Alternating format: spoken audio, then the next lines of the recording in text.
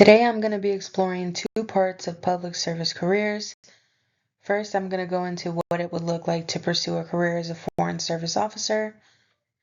And second, how state and local job postings compare using the elements from Exhibit 3.3 in the textbook. If I were pursuing a Foreign Service career, I'd choose the public diplomacy track. It focuses on communication, cultural outreach, media engagement, and building relationships with communities overseas.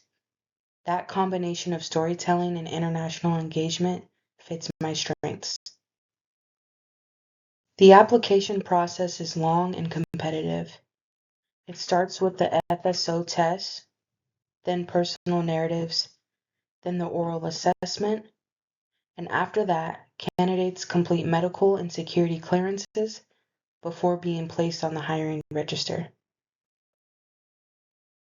To prepare, I would focus on general knowledge like U.S. history and global affairs, strengthening my writing and communication skills while building cultural awareness.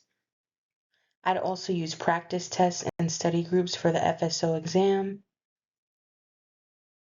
Recruitment videos can be effective because they often show real-world environments and give the viewers a sense of what the work generally looks like.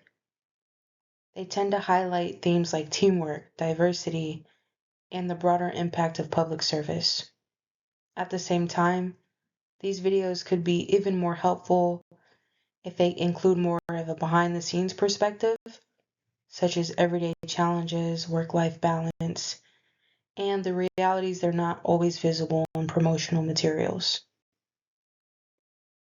Using some ideas from our textbook, some recommendations that I would make would be to expand outreach to non-traditional universities, highlight diverse officers.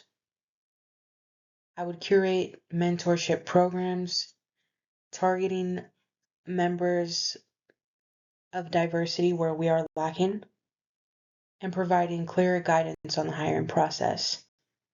These steps could help broaden the applicant pool entirely. So for this specific job posting, I was able to locate it at CalCareers, which is a site specifically for California state jobs. While reviewing the posting, I was able to identify each type of information from Exhibit 3.3 in the text. It includes the job title and agency, the salary range, a brief description of the duties, and the essential job functions. It also listed minimum qualifications, special conditions like travel or emergency work hours, and detailed applicant procedures. The posting also included an equal opportunity statement, classification information, and a list of benefits, which are all elements commonly found in comprehensive job announcements. I've noticed that job postings at the federal, state, and local levels tend to share many of the same basic elements, like the job title, salary range, duties, qualifications, and application instructions. These similarities make it easier for applicants to understand what they can expect, no matter what level of government they're applying to. The main differences are in the level of detail and structure. Federal postings tend to be more standardized and often included longer descriptions and more formal assessment steps. State postings usually reference classification specifications and have very structured applicant procedures.